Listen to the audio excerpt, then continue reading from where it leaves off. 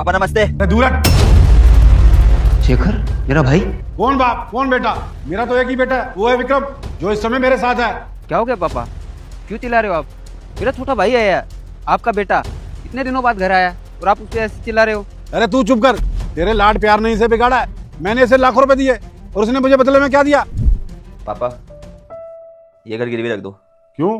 अरे भाई क्यों रख दूं घर गिरवी? इतने प्यार से मैंने ये घर बनाया और तू कह रहा है गिरवी रख दो?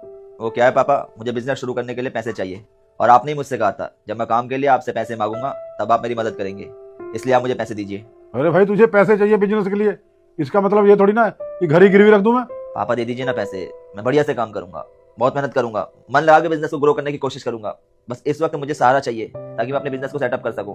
प्लीज मेरी मदद कीजिए, घर को गिरवी रखिए और मेरे को पैसा दीजिए। चल ठीक है बेटा, कोई बात नहीं, पर एक वादा कर कि तू बिजनेस में कामयाब होने के बाद मुझे ये घर वापस दिलवाएगा। इस घर में मेरी जान बसती है। वादा करता हूँ पापा, मैं आपको ये घर वापस दूंगा, बस अभी से गिरवी रख दीजिए। तो ठीक है बेटा, मैं कल ही जमींदार से बात कर लेता हूँ, तुझे जितने पैसे चाहिए होंगे मिल जाएंगे। ठीक है पापा, थैंक यू सो मच। पापा आपकी सारी शिकायतें जायज हैं, लेकिन कम से कम मुझे ये तो बताएं कि ये सब कुछ कैसे हुआ। अरे तू अब आया मेरा हाल पूछने के लिए? पहले क्यों नहीं आया जब तेरी वजह से मुझे मेरे घर से निकाला जा रहा था?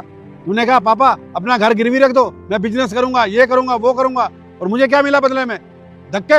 पापा मैं मानता हूँ कि मैंने नादानी में बहुत सी गलतियां की हैं, लेकिन पापा अब अपनी गलतियों को सुधारने आया हूँ।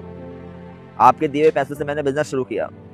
शुरुआत में तो मेरे को बहुत लॉस हुआ, लेकिन अब मैंने सब कुछ सही कर दिया है।